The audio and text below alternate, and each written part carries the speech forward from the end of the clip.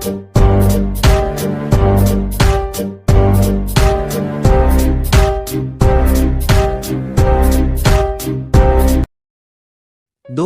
आपको जानना है कि क्यों राजा अकबर नदी में नहाने गए तो लोग पहचान नहीं पाए।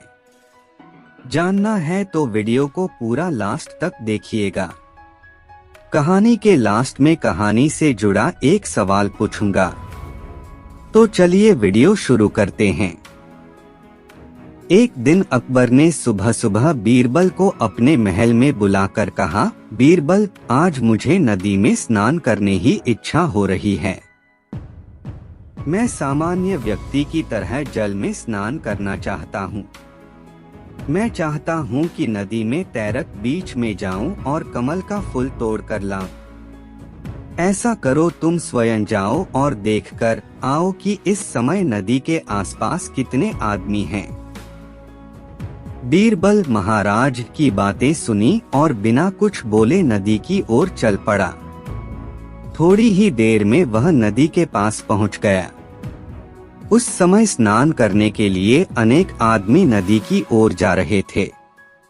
अकबर उन लोगों को देर तक देखता रहा, फिर वहां से लौटकर राजा के समक्ष उपस्थित हुआ। अकबर ने बीरबल को देखते ही पूछा, कहो बीरबल, सब कुछ देखा है? नदी में स्नान के लिए मैं निकल सकता हूँ या नहीं? बीरबल कुछ सोचे और बोले, महाराज, आपने मुझे यह देखकर आने को कहा था कि नदी के पास कितने आदमी हैं। मैं देख आया हूँ, वहाँ सिर्फ एक आदमी है। अकबर इतना सुनते ही बहुत खुश हो गए। उन्होंने कहा, तब ठीक है बीरबल, तुम भी चलो, थोड़ी जल स्नान कराएं। बीरबल के साथ अकबर नदी की ओर चल पड़े। नदी के पास पहुंचकर अकबर सन्न रह गए कि नदी में बहुत से लोग स्नान कर रहे हैं। यह देखकर अकबर ने बीरबल से कहा, यह क्या बीरबल, तुमने तो कहा था कि नदी के पास एक ही आदमी है, मगर यहाँ तो भीड़ लगी हुई है। ऐसे में नदी में स्नान की मेरी इच्छा तो पूरी हो ही नहीं सकता है। बीरबल ने अकबर से कहा, महाराज, मैंने आपसे जो भी कहा था वह 100% सही था। मैं अब भी यही कह रहा हूँ कि नदी के पास केवल एक आदमी है। बाकी जो भीड़ आप देख रहे हैं, इनके वजह से आपको अपने नदी स्नान, इस भीड़ में ऐसा कोई भी नहीं है जिसे खुद के सिवा कुछ और भी दिखता हो। आप निसंकोच जल में उतरें और अपनी इच्छा पूर्ति के लिए तैरें, कमल का फूल तोड़ें। इनमें से कोई भी न तो आपको पहचानेगा और न ही देखेगा कि आप क्या कर रहे हैं।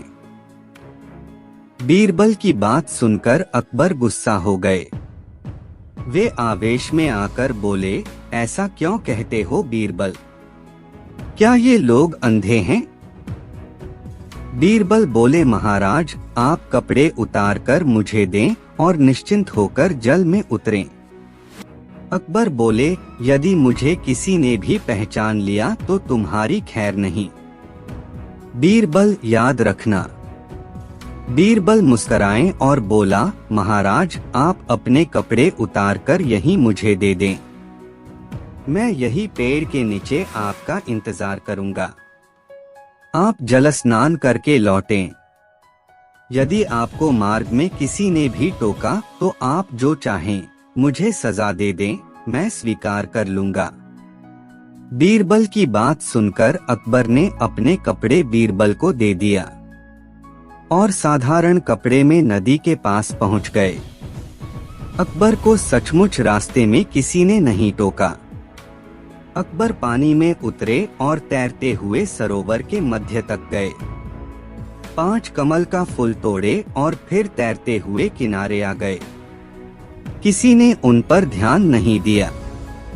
पानी से निकलकर राजा अकबर भीगे बदन ही पेड़ के पास आए और कपड़े बदलते हुए बीरबल से कहने लगे, बीरबल, तुमने ठीक कहा था। मुझे न तो किसी ने पहचाना और न ही किसी ने टोका। अभी बीरबल कुछ कहते कि एक व्यक्ति वहां आया और राजा अकबर को नमस्कार किया। अकबर चौंक गए और बोले, बीरबल देखो, यह व्यक्ति मुझे पहचानता है, अब बताओ तुम सजा के भागी हो या नहीं। बीरबल बोले, नहीं महाराज, कतई नहीं महाराज, आप भूल गए मैंने आपसे सुबह यह भी कहा था कि नदी के पास केवल एक आदमी है। यह आदमी वही है महाराज जो अपने राजा को सामान्य नागरिक के वेश में भी पहचान गया और उसे अपना अभिवादन देने पहुंच गया। राजा अकबर को अपनी भूल का एहसास हुआ और उन्होंने आगे बढ़कर उस व्यक्ति को गले लगा लिया। थोड़ी देर के बाद अकबर बीरबल के साथ ही महल लौटने के लिए निकले। रास्ते में उन्होंने पूछा, बीरबल तुमने यह कैसे जाना कि इतने सारे लोगों में कोई भी मुझे नहीं पहचानेगा, तथा इतने सारे लोगों के होते हुए भी तुमने यह क्यों कहा कि नदी के पास एक ही आदमी है।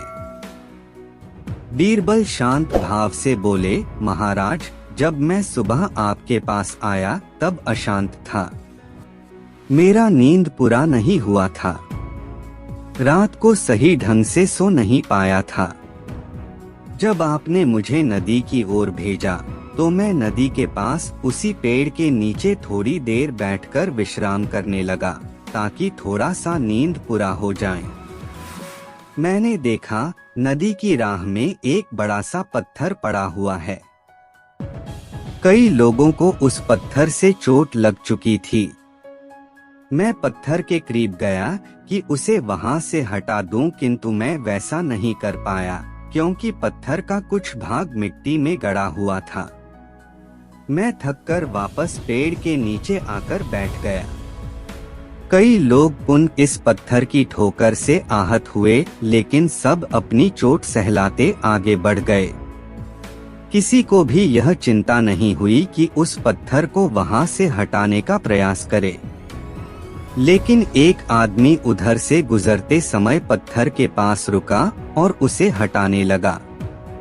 काफी परिश्रम के बाद उसने पत्थर को वहां से उखाड़कर सड़क से दूर ले जाकर रखा और थककर नदी के किनारे विश्राम करने लगा। महाराज मैंने इसी व्यक्ति के बारे में कहा था कि नदी के पास केवल एक आदमी है। आदमी वही होता है जो अपने अलावा औरों के बारे में भी सोचे। नदी में स्नान करने गए बाकी के सारे लोगों को अपने सिवा और किसी की परवाह नहीं थी। आज का सवाल, अकबर नदी में से कितने कमल के फूल तोड़े? अपना जवाब जल्दी से कमेंट करें। दोस्तों अगर आपको यह कहानी पसंद आया हो तो वीडियो को लाइक और चैनल को सब्सक्राइब करना ना भूलें।